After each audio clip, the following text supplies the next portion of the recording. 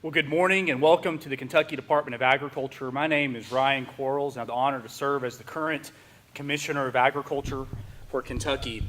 One thing that sets Kentucky apart from other states is that we have a rich and long history of agricultural success. And one crop that my great-grandfather grew on the banks of the Kentucky River right here in Franklin County was industrial hemp. And today we have an exciting announcement from the Majority Leader of the United States Senate here in a few moments. But here in Kentucky, over the past few years, through Senator McConnell's leadership and our great federal delegation, we have conducted an experiment with industrial hemp, an experiment through Section 7606 of the Farm Bill. And over the past few years, Kentucky has become a national model to put our state first when it comes to bringing back a crop that connects our past to our future. And today, Kentucky is one of the largest industrial hemp states in America. And that's because of three main components. Number one, we have a great Department of Agriculture, we have great participation from our growers and processors, and we have a close working relationship with law enforcement. In 2018, we just approved over 12,000 acres for research purposes, making it the largest production year on record. On the processor side, we have people exploring the many purposes of this crop, and we're proud to announce that today we have 57 processors making payroll across the state, up 20% in just the past year. And finally, I would like to thank Kentucky law enforcement as well, who we work closely with to make sure this program is done in a responsible way and that we can show to our federal delegation that we can grow this crop and bring it back in a good faith effort. Before introducing Senator McConnell, I'd like to first say thank you to the stakeholders. That means the farmers and processors right here in the crowd. Thank you for your hard work. Secondly, our secret ingredient here at the Kentucky Department of Agriculture is we have dedicated staff. And there's 4 individuals in particular who are responsible for the day-to-day operation of our industrial hemp research program. And as I call your name, please stand up to be recognized. Doris Hamilton, Brent Burchett, Sarah Gravitt, and Michelle Shane. Please give them a round of applause for your help as well.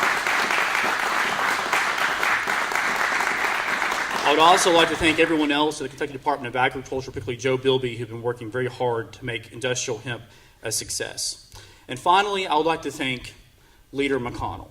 Through your leadership and strong advocacy, serving on the U.S. Senate Agriculture Committee since day one, years ago, you've been a leader for Kentucky farmers, whether it be helping us out in different disaster areas, or for us tobacco farmers, people like myself, and also helping lead, being the tip of the spear when coming to helping give Kentucky farmers a chance with industrial hemp. Through his leadership in the 2014 Farm Bill, we are able to allow a research exemption, which is why we're here today talking about industrial hemp. Secondly, and as recently as last week, his efforts with the omnibus bills have allowed conducting industrial hemp research to continue without interference across Kentucky. And finally, I'd like to say that you hold a very special seat in the United States Senate, not just as the Senate leader, but also you occupy Senator Henry Clay's table as well on the Senate floor. And when he was a senator, he was also one of the largest hemp growers in the United States. And so there's a special connection. I think this is an opportunity for real economic impact in our state. And I'd like to introduce Leader McConnell, who has a special announcement regarding industrial hemp today. Thank you very much.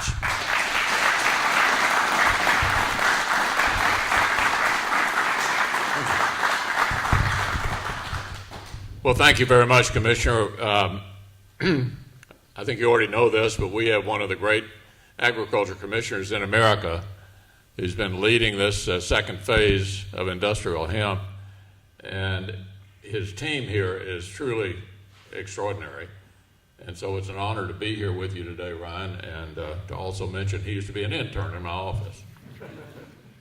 Look, this is an exciting new opportunity. In my time in the Senate, I've watched the evolution of Kentucky agriculture. As I mentioned, we had a group, many of them are here in the room right now, in a roundtable discussion for the last hour about industrial hemp and the way forward. It reminds me of what used to be Kentucky's #1 cash crop, tobacco. When I went to the Senate, there were over 100,000 quotas. We had at least one in 119 of 120 counties. it became pretty clear that that had to change. And in 2004, I was able to insert a tobacco buyout provision in another bill that was going through the Congress. And over a 10-year period, the federal government, which created this asset that went with the land, compensated the growers for the asset that the government had created. And so the question was, where do we go from here? And we all are so optimistic that industrial hemp can become sometime in the future what burley tobacco was in Kentucky's past. So I'm awfully grateful for all that's being done here at the Department of Agriculture, particularly under Commissioner Quarles' leadership.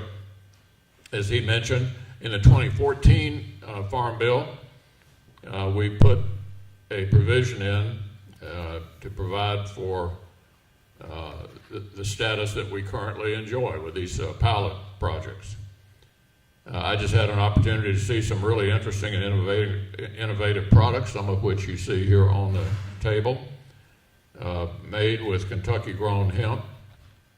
Sustrand, based in Louisville, contracts with farmers in Henry County to grow hemp that they process into a number of consumer products, including home insulation.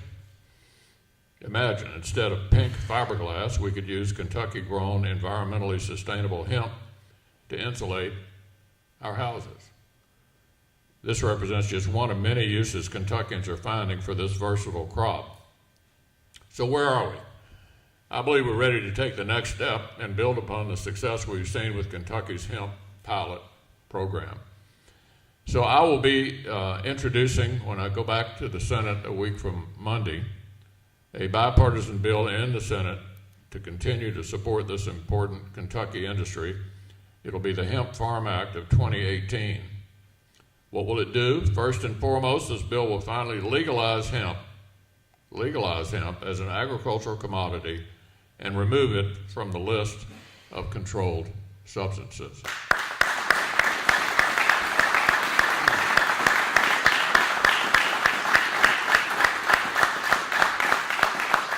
So by recognizing in federal statute the difference between hemp and its illicit cousin, we can allow this industry to continue to flourish here in Kentucky. You may remember the issues we've had with some federal agencies over the implementation of what Congress passed in the Farm Bill. I know some challenges remain today between the federal government and farmers and producers in Kentucky, but the goal of this new bill, should it become law, is to simply remove the roadblocks altogether. It would encourage innovation and development and support the domestic production of hemp. My bill will allow the states to be the primary regulators of hemp if they can develop a plan to properly monitor production. And with a strong supporter like Commissioner Quarles overseeing the production and sale of hemp, I'm confident Kentucky hemp will flourish under this new regulatory mechanism. My bill would also give hemp researchers the chance to apply for competitive federal grants from the U.S. Department of Agriculture.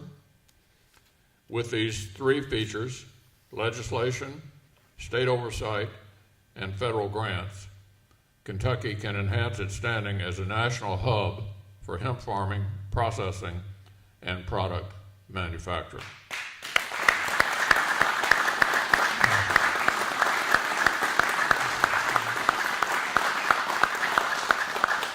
Other members of our federal delegation obviously share my views. Senator Paul and Congressman Comer will also be working on this.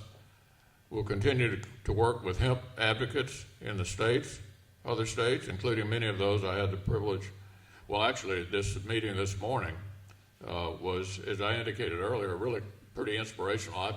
A lot of enthusiasm in the room for the potential for this industrial hemp and Kentucky's future in this area.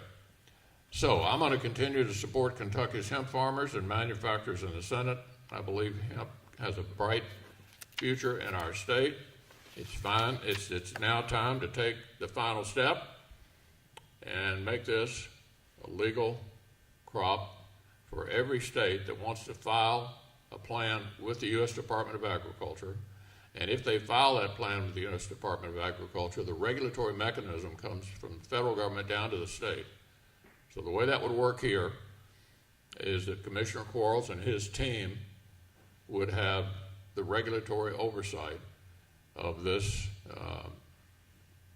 way forward, and the federal government would simply step aside. For any state that did not file a plan, the federal government would still be preeminent.